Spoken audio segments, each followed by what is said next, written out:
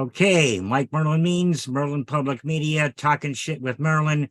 And tonight with me is I'm back again, Merlin, with Tommy Perez. How's it going? it's going, man. It's going. Always a pleasure talking with you. My third time, I think, on the show. I think you've got I think you're the most. I feel blessed, man. I feel blessed.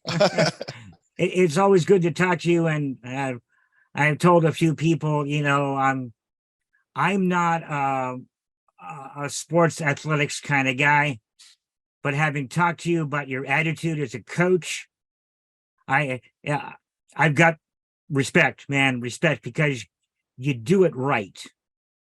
Sure, and there's a lot of, less than ethical folks in that line of work. 100%, which is always hard, especially when you're doing, say, like a sport like basketball, where you have to have an assistant coach. You have to hope that assistant coach follows your guidelines, and sometimes they want to go off and do their own thing, and you got to kind of keep them in check. And it's hard because you got different personalities, different structures, in their mind, how things should be approached. Mm-hmm. And that goes, that's just part of the territory. And it's the same thing too. I think I told you last time, I'm a substitute teacher now too. So I go out in the classrooms, and you can always tell the classes where the teachers are the screamers and ones who have patience. You can tell by the attitudes of their kids and how their kids talk to you after the day, when they're like, I wish you were our full-time teacher. That gotta feel good, man. Yeah, and I'm not bragging and trying to toot my own horn, but I try to teach. I try to go in there treating them with respect from day one, and showing them what I expect from them by showing them the same respect I want from them. Right. And it usually works, And don't get me wrong, I have classrooms where I just want to blow, my mind wants to blow. I want to scream. I have a lot of patience, but I start having empathy because I don't know what kind of kids they are, what kind of home structures they have. So I tend to try to be as calm as possible, because they might never see an adult that's calm and relaxed. So that's how I approach that, So it's kind of like coaching. It feels good when you walk through the hallways. They're like, coach, hey, I had you in class last week or whatever. It's a relationship builder. It's a relationship builder, and it's great. I had a kid the other day that I got in trouble because he was throwing pencils into the ceiling. I turned him in, and he knows I turned him in, but I guess he still has respect for me. And when I saw him at the football game Friday, he actually walked up to me, shook my hand, said, "Hey, coach, how you doing? I'm in culinary, I'm cooking." And he was just really excited to talk to me. You figure he'd be like, there's that jerk that turned me in, but he actually approached me and shook my hand. I was like, "Hey, how you doing?" And was really excited to talk about his culinary, because I'm a listener too. As a coach, you have to be a good listener and try not to cut him off and just let him speak. So that's fun. I love it. I enjoy every minute of it. Well, sometimes kids need somebody to step on them a little bit to earn their respect. Truth. No, it's true. And I didn't always realize that, because I used to be a softie, especially with being a girls basketball coach. I think I talked about this last time. I tend to look at them like my daughters. So if they give you that certain, like, well, coach, and little pouty lip, I used to kind of go, okay, we could do this instead. So I had to learn to kind of be tougher without becoming that jerk. Yeah. So that was a tough part for me. Find that line. Yeah, that was really hard for me. So I think I've found a balance now that I'm comfortable with. Good. So, they know when to be friend and when to be student, in a sense, you know what I'm saying? So that's been a blast to learn and grow from those experiences. So what have you been teaching? Anything. So I'm basically open. Yeah. So it could be one day I'm in math class, one day I'm in science. And so it's quite interesting. Sometimes the teachers leave me a nice, organized, detailed plan, but sometimes it goes kind of crazy and I have to kind of make things up. So I'll have a little bit of fun, give the kids some free time sometimes, let them pull out their phones. So it's fun. It's fun. Also not something I could ever see myself doing. I don't know, man. There's some things I could teach. I could go and teach theater class,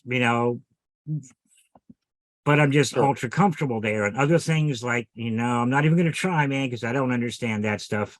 For sure. Well, the thing is, I could teach any subject if I'm reading it from the book and following like a lesson plan per se. Yeah. But, depending what subject it is how far I can go. Like I'm not really good at math. I can do basics, but if I'm like in say trigonometry, I'm not gonna be able to help you. I'll be able to show you through the book how things are worked, but I can't tell you from my own knowledge how to solve it. But I can do like science, some English. I say some English, you know, classes like geography. You can read out of the book and basically tell some life stories and just tell common sense stuff, which you know the kids love. They appreciate it. Trig hit me hard. That beat me down. Right. And back then, I'm showing my age here, we didn't have calculators. We Right. were not, I had a slide rule. Oh my goodness, I know. I've seen them. I've seen those antiques. Now we are aging each other. See? Yeah. The very next year, the calculators into trig.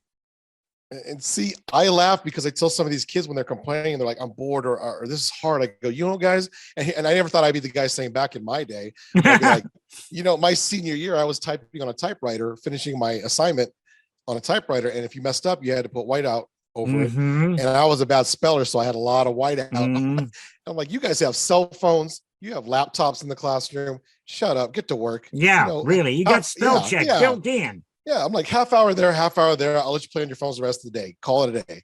Oh, this, you know, 10 minutes in. Oh man, this is the end of the world. I'm like, give me a break, guys. You are so spoiled. Yeah. You have no clue, you know. So I laugh at that when they complain about how bored they are, how hard it is. I'm like, I wish I had this technology when I was in high school or junior high school. Yeah. Library card catalog, physical books, lugging them home, doing the research. Oh, no, don't open my phone, Google whatever, and just start checking. The only thing you got to do is make sure your sources are credible. And other than that, you're golden. Well, I laugh sometimes because I'll say, look, you guys, I mean, I'm not saying cheat. I go, some of you are so lazy, you won't even cheat. I'm like, you know, so I'm like, at least, at least attempt to cheat or do something. Don't just, don't do nothing. I mean, I had a teacher tell me that once. He goes, I got kids in my class that won't even cheat. I mean, I give them some credit if they at least attempted to cheat. Yeah, at least that's using their head for something. Right. Yeah. So I laugh at that. It's quite funny to watch. So, but again, overall, it's, you know, school has changed a lot just in my, you know, 20 something plus years since I've been in school. And again, I laugh because I'm like, you guys have it's to me, looking at it now as an adult, I'm like, this is so simple for you guys. I wish I could go back. If I had this mindset back in high school with your technology, I should graduate with honors, man. Yeah. You know what I mean? So I kind of laugh when they complain and won't even attempt to start filling in the answers, even when I'm giving them a freebie when I'm subbing. You know, I'm like, look at it. You guys act quiet. Listen to me. I'll give you these answers today. And there's still some of them are just like, whatever. And so it's quite interesting. The culture change. Got notice that they're planning our 50th. They're planning our 50th reunion. Oh, Lord have mercy. That's crazy. That's awesome, man. Well, you know, I keep telling you, I'm an old shit, and you know, it's just. But I've watched a lot of, you know, my grandparents told me about the changes they watched, you know, getting older. And I swear change is happening faster now than it ever could have possibly. I mean, you've got the universe in your hand, literally. No, I agree. If I could have, like you were saying, if I could have typed the term paper out on a computer and hit print, man, that would save me days. This is, you know, we have the AI now, the chat GPT stuff, and it's scary because I tried using, I think I talked about this last time I was on. I wrote a recommendation letter just to check it out. I wanted to see how it would do. And it would ask you some questions and it would write it like your mindset. It actually knew how you would write it. Of course, there were some certain words that I probably wouldn't use. Right. So you can kind of edit those out. But I'm like, wow, this thing knows me by just asking some questions and writes this thing pretty dang legitly, which is kind of scary, but it's also cool. I can see how it's a good tool to use as long as you're not abusing it and just using it completely by what it generates to you. So sometimes you might ask it for like a podcast intro and it'll write out a nice one. And that's nice to have, you know. So there's pros and cons to it. I believe kids should learn how to use it. but just not to abuse it and manipulate it, to not at least be learning from it. Well, there was a court case, I'm guessing about 2 weeks or so back, regarding AI and copyright. Mhm. And I think it was federal court, it wasn't Supreme Court, but the finding was copyright can only be issued to something that is fully humanly generated, which is going to Yes, play merry hell with the movie studios. 100%. And, and it should. I mean, hire and pay a writer, hire and pay an actor instead of like doing a 3D body scan. And I mean, there's been a few cases where someone's likeness was owned and they did, they can't do what they did now, but they took it and they used it to make other things. And I'm like, that's borderline evil. For sure. It's scary to think that someone can make something like, I can make a video about you and make it sound and look like you. And now you have to fight whether or not it was really you. That's scary. It is. And it's going to start happening more and more. And I was very grateful for that lawsuit. Courts generally don't agree with the way I see things, which is fine. But, the whole SAG-AFTRA and the rest of the strikes going on now, TV and Hollywood, this gave them bargaining power again, because it was almost gone. Mm-hmm. For sure. And, small production people, well, used to be me, still you, you can't compete with somebody that can generate a whole script and a whole film by, pushing render and being done. Right. Again, I think it's the benefit of this whole striking thing. I think, and again, I don't agree with everything both sides are trying to fight about when it comes to money, but this is I call it the rise of the independents, the people who don't have the big studios backing them up. Start making content, man. Start making films. Go out there, master them with the best of your ability, with the equipment you have, and start showing that, hey, we can make this kind of movie without millions of dollars and make it look like $1 million budget. And that's what I think should be happening. More studios, people like you and me, should be making more film and really pushing our talents and making noise and making people want to buy our stuff off the streaming services, which will really teach these big wigs, that, hey, we can do it too without the millions of dollars. Yeah. And with the technology you have. So the little people, there's no malice intended in that, are creative. They're not doing part 7. They're not rewriting a script or a book that's been done 6 times. The small studios are making new original material because it's what they love and it's what they think. And we're not stuck with that. Some of these corporate guys that like when they make movies, like say like they made Sonic, these bigwigs don't know nothing about Sonic. So they start putting their input and what they think the people are going to like instead of listening to the fans, the people who are going to be watching and buying this. Yeah. Hey, what do you guys want to see? How do you guys want this to look?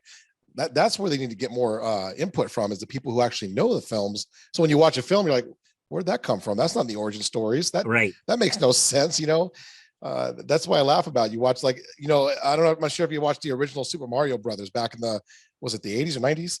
I did not. The original movie, it had nothing to do with the actual game. So as gamers, you're looking at that going, what is that coming from? Where's that? Who's that character? That makes no sense. It's funny to watch. The big wigs always think they know it all until it flops and then realize, oh, we should listen to the people. So, and by then you spent your millions and you're not making it back. Right. Canon is important to the fans. It really 100%. Really is. Yep. And you have those fans that will see every detail. I'm not saying it's easy to find every detail, but some of these guys will look, hey, that rock sculpture there is not, chemical 355 on the planet XYZ. And they'll find that stuff and completely drill you on it. So you got to be careful too with those kind of fans. They're the ones fans, watching. Woo boy. I mean, they're and there's different levels of crazy in that kind of group, but the ultra purists, they're going to find everything. They may have to watch it a few times, but they're going to find it and they're going to jump your shit. And they're like, this isn't our story. I remember that. I think that happened with the game. What game was that? War of Warcraft, I think it was. And their origin stories on their part 2, whatever, didn't match up to something. And one of the main fans found it, and the owners were like, you know what? Because you found that, you get like a free. I don't remember what they offered him, but they gave him something pretty cool because he like basically found things that they forgot as the creators of the story. They found the holes and they completely just they fixed it for them. So that's kind of neat. There was a story a million years ago. The movie was The Omega Man. And there's a scene where the lead, which was, I believe, Charlton Heston, gets into a car and a parking deck. They showed the shift indicator go to drive, and he backs out. Back then, the person, and this was like, I don't know, late 70s, early 80s, they got 25 grand. Back then, that was a fortune. For sure. But it's the little things that, and people like you and me, and now my wife, we see all this little errors, and sometimes it can just ruin something for us. Right. And that's the problem. When I go to see a movie now in the theater, I try to watch it at least the first time as just a viewer. I don't try to look at all the details. I just kind of watch it. But then I always end up going, oh, I know how they did that. Oh, what lighting scheme were they using there? What lens were they using right there? What pulley system? And then I started trying to analyze it too much. And then you lose the movie. Right? Yeah. So I got to watch it again. Just at least watch it and get the storyline because I was too busy looking at the details of things that I want to know about, because it's always fun to watch. And then when you know something, it's cool to know that you know how that got done. Right. So my wife started doing that once I started introducing her to camera gear. She goes, oh, that's that, right? She'll start picking out things now too. So she's even doing it without realizing it, which is fun. It's nothing wrong with that. Gives you a chance to really dissect the movie. And Juanita is if they do anything slightly wrong, she's a former RN. Medically, right? She just like right. What the hell are you doing? Yeah, I laugh at those. I found a couple of those in some doctor movies. A guy was saying, half these terms are using is just gibberish, and so got this fly flying around here. It's that time of year, I guess. It's getting there. It's finally starting to cool down a little bit. My gardens are actually kind of getting green again. The dying time is basically past. Right. Is anything actually blooming yet? You can pick it? I got nothing blooming, but I got corn and okra and lima beans and bunching onions and a bunch of other beans. Oh, that sounds good. All coming up. Plenty more to plant. That'll probably start Tuesday. We get a bunch of stuff in the ground, and Do you have to do a lot of ground prep to get the nutrients back into the foods, or is the ground already pretty much full of nutrients? I always told. Go ahead. Well, because after years, I hear that that same area will lose its power. Basically, you have to refeed it and recirculate it. Some of that can be done by like the plants that you put in. Corn is like a nitrogen pig. Okay. But their beans, the whole group is called nitrogen fixing legumes. They put available nitrogen, which I won't go into too much detail, back into the soil. So by rotating what you're putting in there, you can refresh the soil, and sometimes and all of our stuff with almost no exception is above ground. And sometimes you have to pull it apart and tear the soil out and add amendments and mix it all up and put it back. And,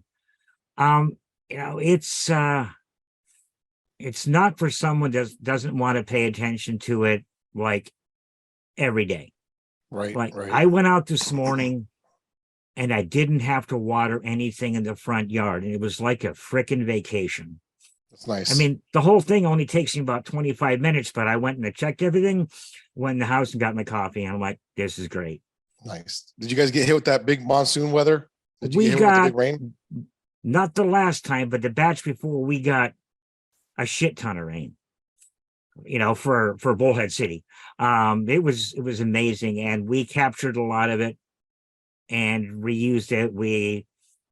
I'm going to guess we probably got close to 250, 300 gallons that Really? we kept. That's awesome. And we used it to deep water our trees because they're waking up again. Okay. So that's awesome. You got to get down in there. Like, Juanita's going to correct me when she listens to this if I'm wrong. So you got to get in about 3 foot for a tree. You got to get 12 or so inches for most anything else. So we got caught up on that, and the trees are looking glorious. Nice. That's awesome. How big's your actual garden? We don't have we have 1, 2, 3, 4 wicking beds that go from 6 foot by 4 foot to 8 foot by 2 foot. And then we have, they're called grow bags. They're pouches. Okay. And we got 3 and 4 foot ones. And being old and having crap lungs, the less I have to bend, the better I am. Makes sense. So yeah. most everything is 20 or so inches above the surface, and that way I can control the soil and what's in it. Okay. Our local soil, you got a little bit better up there, but our soil here is basically dead. That's what I was trying to ask about, how you had to, feed it and make it worth your growth. Plants, and then us old hippie freaks, everything we do is organic. So we added worms to a lot of things last year, and that made a considerable difference. They just help break up the soil underneath it. And they also, they shit in the soil, and that's a fertilizer. Okay. So it's kind of like self-fertilizing. They eat decayed plant material and give me fertilizer. So, yay worms. And local, out, nothing is going to be crawling around inside our soil with the exception of a few snakes, which, I don't. The only animals I despise at this point in my life right now are these frickin' rabbits. Right. I was watching a TikTok the other day, and this guy got tired of this I think it was a prairie dog or something, was going in his garden and eating all his stuff. So he put a camera there, and this little bugger would go up to the camera, almost like he was staring at it. He would look at it for a second, pick up the vegetable and pick it up in front of the camera and just start nibbling on it right directly every time. Yeah. He'd come back. He had an apple, he had like a carrot, and then he had like a tomato, and he was literally staring right at the camera as he's eating this thing, almost mocking the guy, saying, "Hey, thanks for the for the food." So it was interesting to watch. Well, we put all those beds out there, and we got inundated with rabbits. And so we got pissed off the next year, and we put up fencing all around it. Started out great. Then the birds started finding the seedlings. And look, yummy. Right. So we draped that with a material called tulle, and for the most part it works. But we invite nature into our yard and then curse ourselves for doing that because they screw with our plants. For sure. And you can't blame them. That's their natural thing. No, you can't. So you can't get too mad, but yeah, that's difficult. That's the problem I had when I was trying to grow vegetables, was the birds kept going in there, and I tried everything that they told me to try, and I just got frustrated. I'd like to try it again one of these days, but it was frustrating trying to keep those seeds from getting attacked. We had the hay on top of it. We did everything you can think of, but they found a way. They just know how to get in there. Shoot, they steal my dog's food. I'll put a bowl I'll put a whole bowl full of dog food and come out, and the birds would just take off with it. It's quite interesting, but free food, man, free food for sure, right? Free gourmet. We've got water dishes about the yard for the chickens, and a big, we call it the pool. It's like 4 by 4 by 2 inches, and we fill it with water so they can walk into it to cool down, because basically their feet is about the only place they can vent heat or panting. So we've got birds drinking out there from sun up to sundown, and at least we lost the flying rats. I don't like the flying rats. What are the flying? Oh, I was going to say flying rats. Like, what's that? That's pigeons. That's what I call them. Pigeons are Don't flying like them. rats. That's interesting. Yeah. And I love grackles because they're as close as we can get here to like a raven. Okay. Yeah, I But got you saying. they have this thing about washing stuff. Okay. You know, last year we had these glass marbles that we used to decorate, the bottom of a pot, and they, pick one up, carry it over the water dish, and drop it in, and we'd take it back, and did this for days. Now they're washing, whatever we're putting out there, and they're dropping it in the water dish, and my grandson Brian is responsible for the water dishes, and he just hates those grackles because those dishes just get absolutely nasty in 24 hours. Right. That's crazy. That's interesting, though. It's interesting.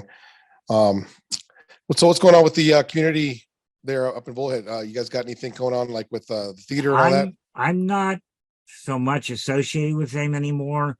Coming up very soon, the last two interviews were people from the community theater. The children's theater, Anne of the Green Gables, I believe, is coming up very soon, and that's directed by the children's theater director Diane. And then after that, I believe second week of October, they tend to do second weeks. They're doing 12 Angry Jurors, which is a rewrite of 12 Angry Men, such that women can play jurors' parts. Okay. So those are both coming up. And the second one is, it's a straight up drama, which they tend not to do a lot of, like, just straight dramas. They, dramedies and comedies and that kind of stuff. But, it's a different creature, doing a drama, the intensity. And you don't have laughter breaks. It's go, go, go. So we were talking about that, and I don't think I'm going to go see the children's production, because the last time I did, and it's no offense to anybody, I ended up with COVID, and I just don't like being sick. But Gotcha. if I can get a seat in the back, and children's theater, the thing about it is the shows are great. I've seen a number of them, but they're packed. Right. Mom, dad, siblings, aunts, uncles, grandmas, grandparents. Those shows are packed. Everyone's sneezing on you, coughing on you. Yeah. So if I go to, a main production, I can sit a little bit away.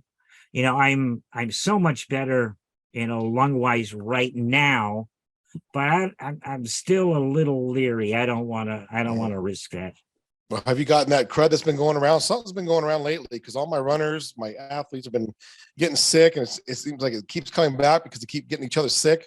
So I've been plagued this season with just these basic. It's like a phlegm in the chest or something. Mm-hmm. Sometimes it takes 2 weeks, and that's been killing me. That's been killing me. Hasn't hit me. My this past week, my nephew was supposed to be here, but him and his girlfriend got COVID. They tested positive. I think it was her family that they were visiting. They all ended up getting it, and they got pissed. And, they didn't want to bring COVID to the old people. Thank you, Shane. I appreciate that. I really do.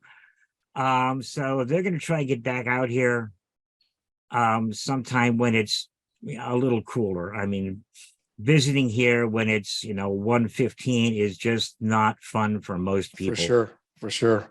My runners would love to have that weather right now because we're running 110 degree weather, and it's been nasty, and the humidity ain't helping either. So. Oh no, man, that stuff just kicks my ass. Yeah, and I love the heat for the most part, but lately it's been getting to me too because of that humid, the humidity. The humidity, yeah. I like the heat. I do. The heat and dry is great for my lungs. There's nothing. Why do I have noise in my camera? I just noticed that. I don't know. Is my fly driving by the mic? Or no? No, it's my camera, not your camera. Okay. Oh, I see it. Yeah, you're starting to. Yeah, I don't understand. That shouldn't be doing that, but I'm not going to worry about it right this minute because, I can't do anything about it. Sorry, you look like a hologram. Well, I'll take that. There you go. That works. I'll take that. Yeah. I started using my phone with an app on it, which is pretty nice. It's the I can't remember the name of it now, the HD something cam, but it's been pretty good for me. I used to use my XC10, but I bought a cheap HDMI connector, and it ended up shortening the HDMI plug in there, so I can't use that to live stream no more. So I've been using just the dang phone for now, which is nice. I don't mind it, but I hate draining the battery. Yeah, if I don't have to. I've got a little sports cam that I bought back in the day when I was working with previous partners, to be a down camera for the drum set. And it's a step up until today, from what I was doing beforehand, but I guess it's time to give it another look, see what's going on. I know what I did different today. I'm not running it on batteries. I'm running it on AC. Maybe I'm getting some noise from the AC connection. Could be, yeah. Without a ground, you have a ground? Yeah, I'm grounded. But I will. That's the only thing I can come up with right now that's truly different from the last show that I did. Yeah. Well, it is what it is, I guess. Right? This technology never goes well perfect. So, and it's live stream. So yeah, it's never perfect, and if it is, you've overlooked something. I mean, right? Exactly.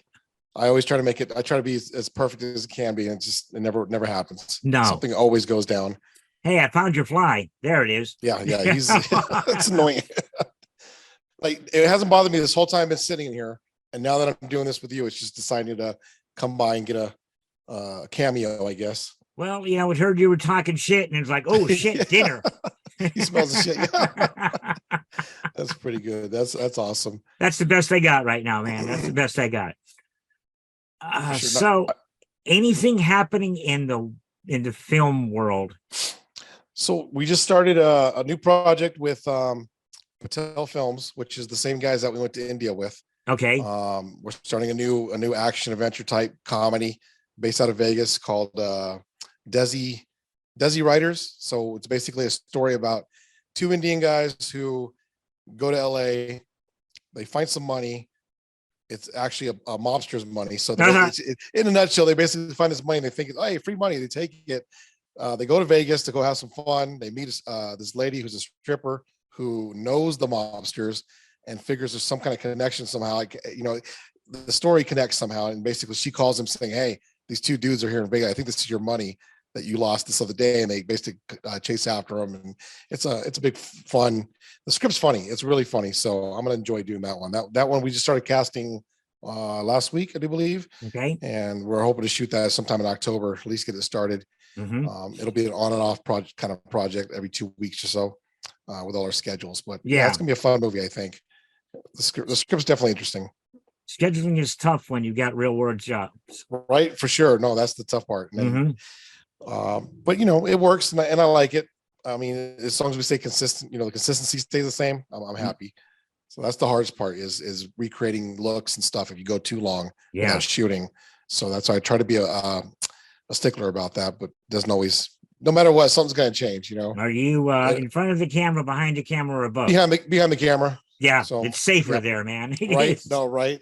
So, I wouldn't mind acting again. It's been a long time, but I don't know. I enjoy making the magic. I guess the camera work is always fun, because even when you think you mastered it, you haven't. You haven't. No, you think, never have. I got this. I shot this a million times, and you go back and look at the footage, and you're like, oh shoot, I missed that, or that should have been done. So it's always fun to watch what mistakes you make over and over again and try to fix those. That's always my fun is, okay, what did I do wrong this time? How did I format this wrong? Or was my ISO too high? Breaking in a new camera is like the worst. 100%. You can't just go to a shoot. You got to take that thing out and shoot hours and go back and check, because two identical cameras, exactly the same setup, not the same picture. Exactly. It doesn't happen.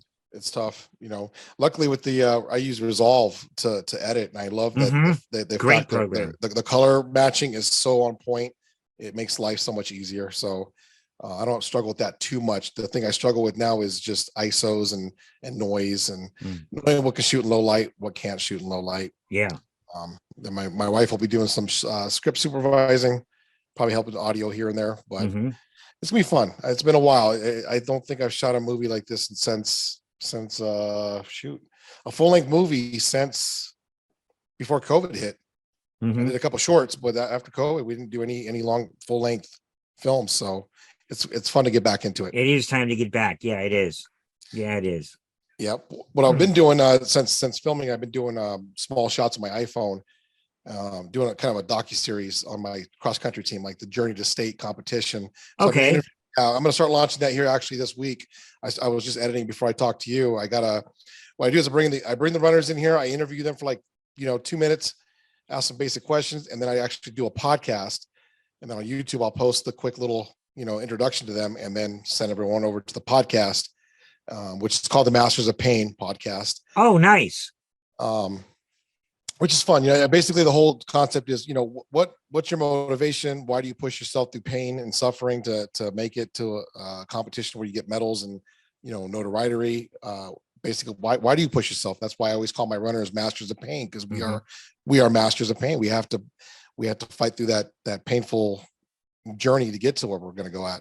And that can be applied to anything in life, Yeah, it really can. That's painful. So I like that term. They love it. So that's why I called it the Masters of Pain podcast.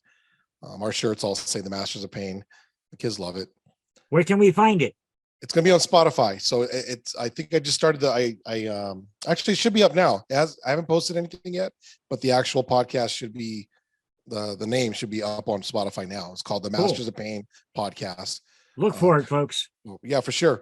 I'll send you some links afterwards. If I can find them, I'll send them to you. Cool. Thank you. And I'll post them up and get them out there and get some people following that. Yep. So another thing I started too is I bought a domain name called Sports Talk Magazine. Okay. And so I'm going to be doing articles from around town, local musicians, or not local musicians, but local athletes, and kind of interviewing people about and writing articles about their journeys and different sports. So that should be fun if I have time to do it.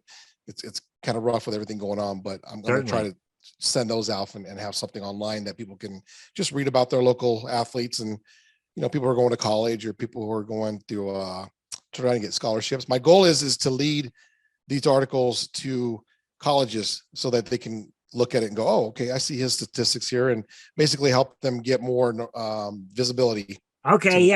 Look for the scholarships and all of that fun stuff. Yeah, that's cool. We have so many talented athletes that don't realize what's out there for them. I mean, they know the basics, but there's so many more scholarships and money. I mean, there's money for if you're, you got 2 left feet and you lace your shoes like this, money. There's literally different things like that. There's, I can't, of course that's not what it's called, but there are a lot of programs out there that they can find and dig into to help them go to college and help them run or whatever sport they decide to do.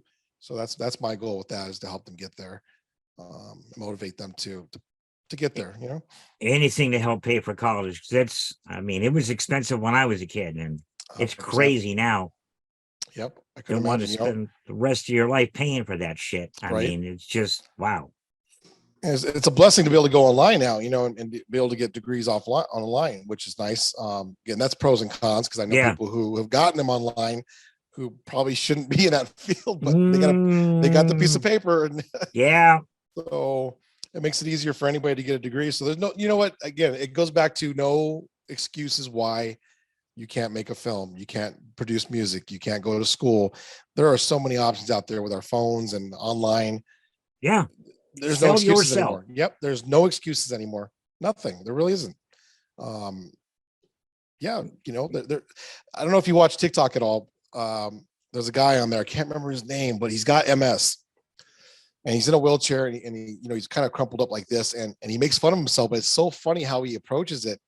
So again, this guy's out here doing it. What's my excuse? So I always tell people, don't make excuses for anything. There's just no more room for it. Yeah, try it. Even doing this, what we're doing, it's fun.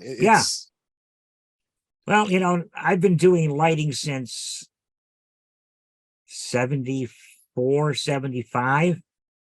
I'm still learning. I'm not so much practicing the art these days, but I'm still learning. I'm keeping up. I'm seriously debating going into consulting for installations and consulting for, look, man, your rig looks like Yes. shit. I People can need fix this for you. Yes, people need that. You know, a lot of churches are with audio and visuals now, the live streaming. I don't know how many Oh, calls I get. geez. Yeah. Yeah. I get calls all the time. Hey, can you come fix my mixing board? Can you help me do my settings? And normally to them it's rocket science. To us, it's like, oh, Yeah. unmute, That. click, Mhm. click, Yeah. plug in, Mhm. So it makes Yeah. you feel kind of smart when you go in there. Oh, click, click, click. Like, he's a genius. Like, no, it's just basics. You'll learn, I, I remember the first time I started trying to do special effects, and I didn't know what a mask was, and it's now you go back and you're like, oh, I can do that with any software. You get any software, you kind of understand the concepts now. But when you Mhm. first start it, it's like alien to you. You don't know Yeah. what. So I just tell people, give it time, you'll learn it, it'll become second nature, and you'll understand what it does. So I it's remember fighting and beating my head against the wall with compositing. right. And it's like I couldn't. I know what I want to do, but I could not wrap my head around how to actually get it to layer. And Mhm. I got it. It took me a while, but Right. geez.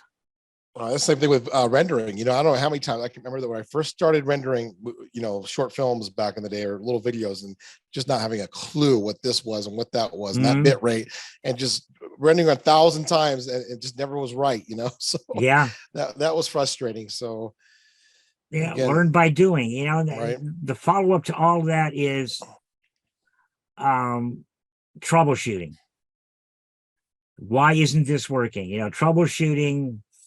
And I frequently talk with the guy that does sound at the church I live stream.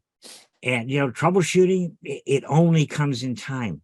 hmm Nobody can teach you this. You've right, got to face a problem and tear it up, tear it from, check the microphone on another channel, check your XLR, and you work back from the front to the end, and you're gonna find it's not hmm quick in the beginning. hmm After a while, you've got a sense of, oh, I got a ground fault. Okay, I'm right, good. right. That's the key. I always tell people, look at that, do the simplistics first. Mm-hmm, Just do the simplistics, because mm-hmm. even though you think you got it down to the T, you probably missed something by mistake. Go back and check your And basics. it's little. It's Yeah. always something tiny. Right. When I was doing lighting and stuff about town, I carried circuit testers with me everywhere I went. For sure. Have to. And, plug it in, check everything before I hook up any of the gear. And I had a guy tell me, why do you do that? I'm like, long story short, I can't afford to replace my gear. Right.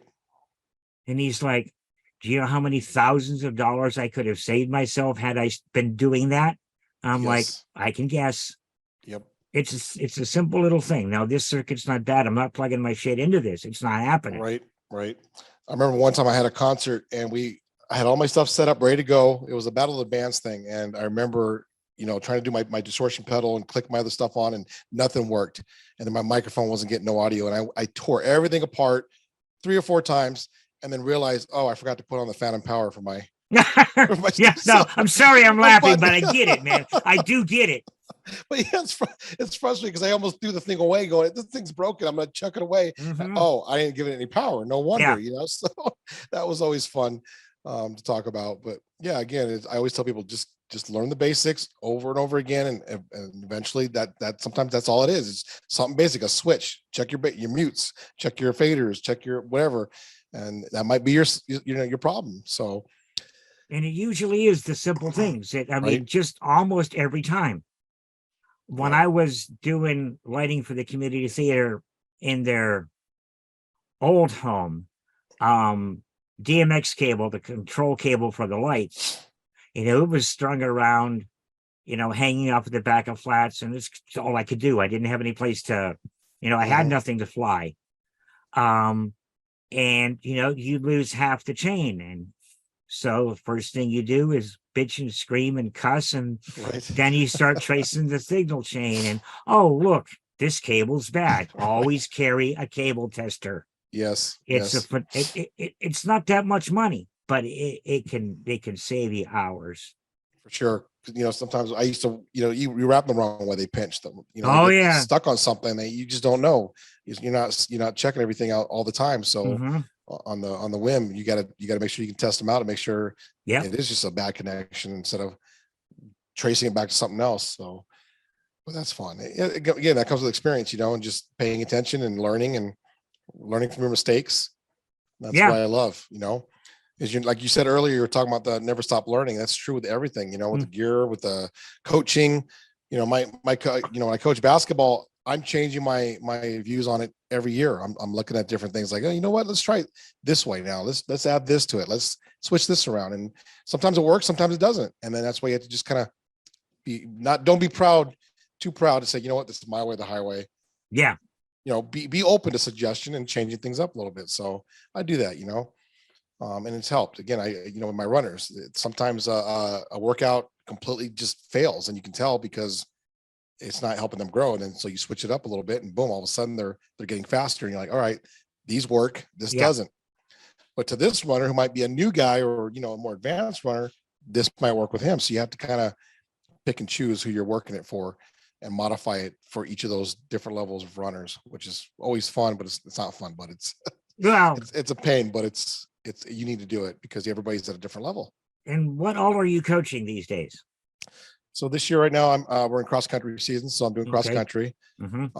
I'm coaching basketball this year. I'm actually I just made the hard decision of leaving my junior high girls, going over to the high school this year to coach girls basketball at Kingman High School, assistant coach. So that's tough, man. Yeah.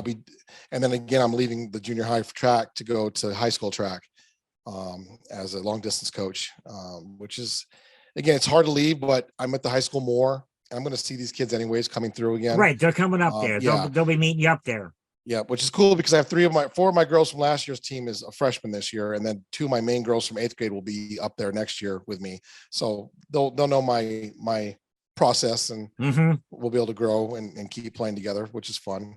But it's hard. It's hard when you can't just separate yourself and go everywhere. Because I love the junior high kids, I love high school kids. There's pros and cons in both, but I feel like I'm more needed on the high school side right now, and my competition love, my hunger for competition puts me back in high school, which is, you can push harder, you can compete harder. So it's hard, but part of life.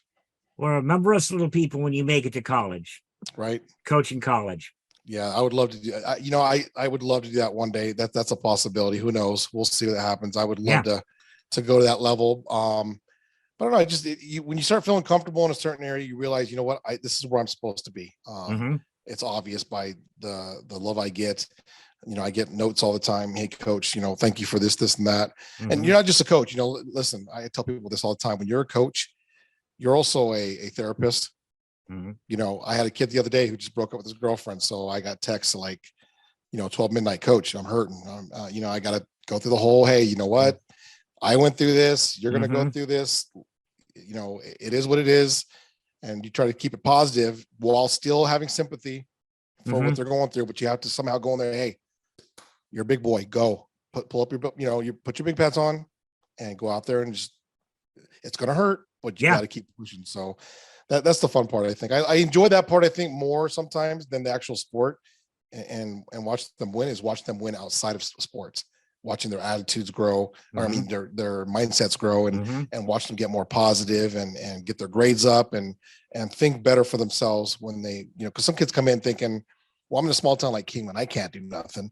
And then they start kicking butt and they're like, well, maybe I do have a possibility to go to college. And that's my whole goal, is to look at, you're from a small town. So what? You're talented.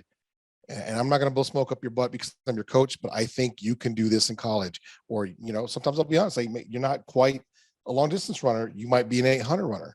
And they're like, no, coach, not me. And then I'll time them at the 800 and they kill it. And I go, you're an 800 runner now. And they're just like, all right, I'll try it. So show them the numbers, and you got to accept the numbers. You got to tell them sometimes things they don't want to hear. And it's like, I understand you want to do this, but you know what? You're not excelling at this. But I saw you the other day kick it when we did the 400s and the 800s. You killed it. And I didn't even have a timer, but I could tell by your stride that you were going fast. I think that might be your thing. So, and that's not always easy to hear, because if you're so stuck on, I'm doing this, I don't want to do this, but I'm really good at it. that's what happens. My first podcast coming out is with my top runner right now. His name's Aiden. He got into cross country just because his friend invited him to come. He didn't know he was a runner, and he didn't like it. He hated it, but he said he realized how good he was getting at it. So he's like, you know what? I'm actually pretty good at this. I'm gonna keep going with it. And now he's falling in love with the sport. He's my top runner. So that's fun to watch. Those stories, change people. People change and grow into bigger and better people. So that's the fun of it, of coaching. Besides the sport itself, is just watching your athletes grow into mature young men and women. The kind of people that will invite you to their wedding back, when they get out of high school, or baby showers, stuff like that. So, but it's funny going back to the subbing. I wanted to mention this earlier because I find it funny. I used to have kind of a critical, sometimes I hate certain teachers and I get mad at them, my kids' teachers, and I would kind of criticize them a little bit. And after subbing some of their classes, I went back to them and shook their hands, said, you know what, steak dinner on me. Some of the stuff they're going through.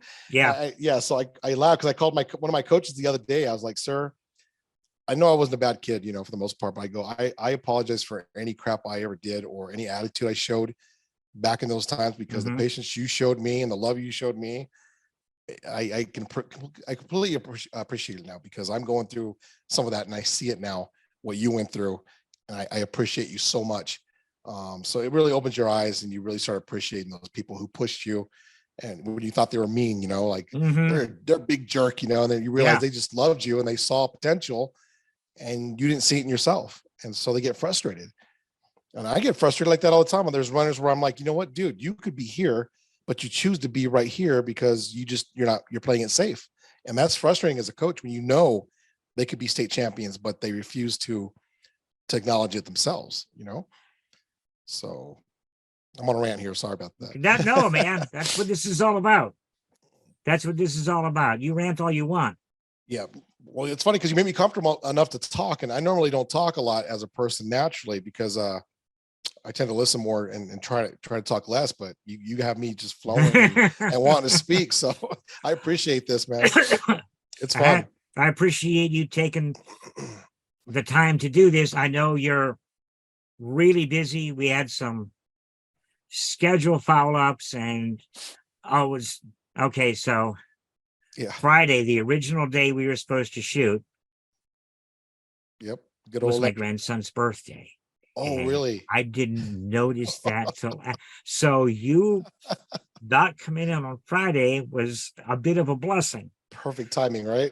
So when we talked and we said Sunday. So I looked at the calendar after I said, okay, cool, that it was good. And for some reason I looked at the wrong month, and Sunday was the 6th in that month, which is my wife's birthday. And I'm like, Jesus, fucked up again.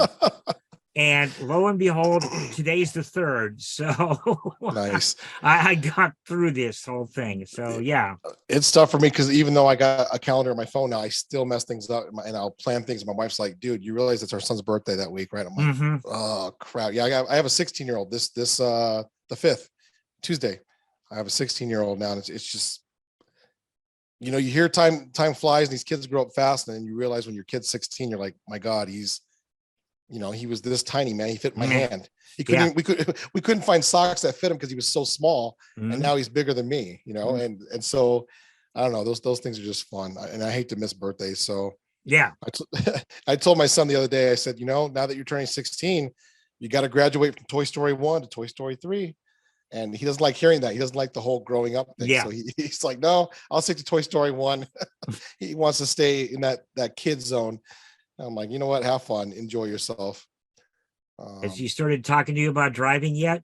No, actually, he has no interest in it, which is amazing. Whoa. No interest. He just, no, I don't care about it. And I'm like, wow, I wanted to drive at like 10, like. No kidding, huh? Yeah, I was hoping my kids would be, none of my kids want to drive. None of them. I'm like, I would jump at the opportunity. My dad's like, hey, let's go take a drive, man. I have no inkling about it. It's just amazing to me how they don't have no thought of it. I'm not sure if it's because it seems scary to them or what, but I'm gonna take them out and let them drive the truck a little bit and see how you guys are. So look, you got to do this eventually, man. So you can't get through life. I mean, unless you're gonna live in a massive metropolitan area for your entire life, you got to do it. Right. And I think it's the tough part too, as a parent, is, you know, as much as I want him to grow up and be more mature and be a young man, you still want him to stay as a kid and be that kid, you know, and you don't want him to grow up too quick, but you understand that they have to mature a certain time to start realizing they're gonna be adults here soon. But that's hard. That's hard. So I don't know. I'm in the middle. I try to keep it in the middle, maturity and kid like.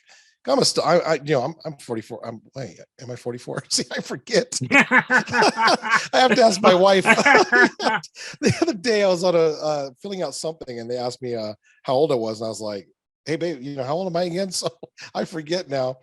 But yeah, so I what was I going with this? I forgot where I was going with it. Sorry about that. So that's okay. You sit there at 44 and I'll sit here at 64. I'm still here. No, and that's the thing is when you're 20 or even when you're like, when I was 25, I thought at 44 I'd be walking with a cane or something, you know, and be so then you get here like, all right, this ain't too bad. I'm still in shape. I'm actually, it's funny, I'm actually more fit now than I was at 25. I can lift heavier in the gym. I can run longer. It's weird. I don't know if I'm just a slow grower or what. I'm just like one of the slow bloomers, late bloomers, but it's quite amazing. So I kind of laugh when some of these kids challenge me sometimes, and I'll say, all right, if I beat you at this, you have to run extra miles. And they're kind of like, my best runner, he goes, no, he shakes his head because he knows what I can do. I'm not in the best shape, you know, but I can still do things. And he'll just be like, no, don't do it. Don't do it. So they're like, all right, never mind. Let's go run. So, losing to the coach has got to have its own level of embarrassment. Right. And listen, I've had my moments where kids, I had this little girl challenge me in 8th grade it was 2 years ago in track. And she beat me. Then I had to let them go home early. So I said, all right, let's do it. So we run. And I was beating her, but I had no strings on my shorts, and my shorts started falling down. I thought, so I had two options: let my shorts fall down and keep picking them up, try to beat her, or let the embarrassment of her just winning, and I'll rematch her later on. And so I decided to keep my shorts up and let her win. And to this day, she's a high schooler now. She goes, Coach, remember that one time I beat you? I'm like, all right, we'll see. Rematch this year in track, you know. So she goes, it's on. So it's fun, you know. Again, it's I've done it. I've been there where I've challenged coaches who looked kind of heavy, and you're thinking, oh, what can they do? You know, and you say, why don't you do it? If you can run like that, I'll run like that. And then they end up doing it. You end up running for hours because you didn't shut your mouth. So I've learned quite quick to stop judging people by their cover, which is funny to say because I have a runner this year. First week of practice, I saw this big guy. I mean, dude was like 300 pounds, real big dude. I'm like, hey, football's down there. And he's like, no, I'm a cross country runner. And I kind of chuckled a little bit. It's like, you joking with me or what? Because I mean, what's he gonna do on the track? He started running laps, and you know, he's not the fastest on the team, but the dude's heart, he will run miles and just push himself. And he's lost a lot of weight already just the first month of running. And people like that inspire me because I jogged with him because like, come on, coach, jog with me. And I was like, let's go. And I jogged with him. And then at the end, we do what's called a stride. You start building up your speed and you take off full speed. This dude started picking up speed. And I kid you not, I started picking up my speed to catch him. And I was like, wow, this dude is hauling butt. And he's like a 300-pound dude. And he's just, so I see the potential he has. If he loses all that weight, he could be a really top-notch runner because of his heart and just his strength alone is awesome. It's just awesome to see. You know, it's not your typical runner. People are going to see him and go, who's that guy? You know, he's running. But mark my words, he's going to beat some people. And they're going to be embarrassed and be like, "Oh crap! Like that big dude just beat me." You know what I mean? So that's half the fun of being a big dude and winning is like, he's an inspiration. He really is. I love him. I tell him every day. I go, dude, I know you're getting sick of hearing this, but you know, for your size, you shouldn't be running like this. And it's amazing to see what you're doing out there. And I appreciate you coming to practice every day, never giving a fit. When I tell you to do something, yes, coach. He just does it. Doesn't complain. Doesn't tell me, oh, no, I'm tired. I mean, he should be tired out of everybody, but he just he tells me, you know, he goes, even when he's at his most fatigue state, he's still, whether he's just doing a little slow run, he still moves and gets it done, no matter how long it takes him. I sat outside one day, I think an extra hour after practice, so he can finish his practice. He did not quit and go, well, everyone else is going home. Let me just call it quits. No, he wanted to finish his workout. Whatever I set and planned, he wanted to finish it. So people like that come around once in every so many years, and Yeah, it just that's inspires you. rare any Mhm. in any part of life. For sure. I'm going to do this. Mhm. If I could take that heart and put it into every single athlete I meet, we'd be Oh, geez, yeah. unstoppable. Unstoppable. So the heart is a very powerful tool. I tell people that. I go 10% is athletics. The rest of it is all heart and mind. How you train your mind, how much heart you have in it to push that extra mile, and go through the pain for the glory. So pain is temporary. You know, the win is forever. You get to Yeah. brag about it for life. So Yeah. that's the fun part. You know, again, we have different levels of mindsets. You got you guys who think never me, the guys who think that they are the champions, even though they're not the champions, and the guys in the middle who kind of fluctuate depending on their mood. So one of my number one rules on my field is there's no negative self-talk, whether it's joking or not. You come out here, you're positive. That's it. If I hear negative, yeah. That joking or not makes the difference, because what you tell yourself becomes you. Yep. And that's why I tell them your mind doesn't know the difference between a joke and for what's real. So no joking. And I'll catch myself one time, because I remember one time I was showing them how to do a new stretch. I was like, come on, guys, fat coach can do this. And they called me out. They're like, coach, that was negative self-talk. And I was like, shoot.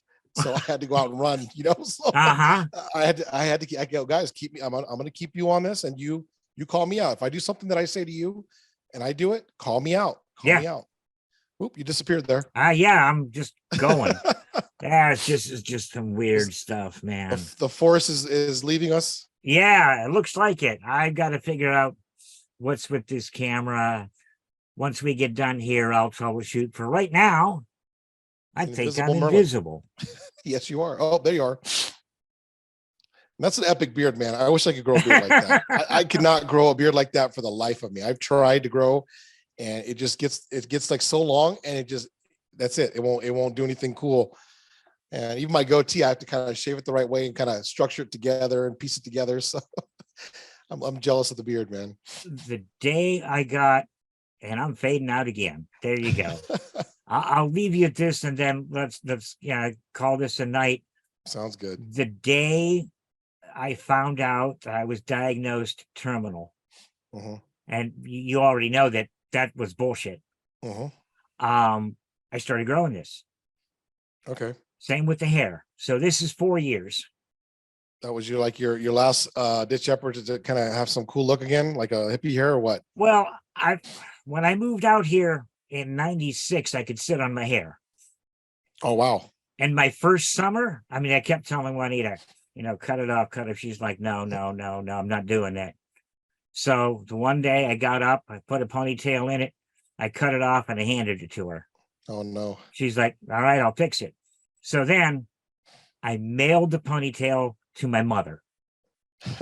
And she's like, that's not your hair. That's not your hair. No, you're not. She didn't believe it until the next time I went to visit. That's funny. And at that note, with camera hell, let's call it a night. Always a pleasure, Tommy. Always. Same here. Anytime. All right, man. You take care. Have a good night. Hey, thank you. Good night. Good night.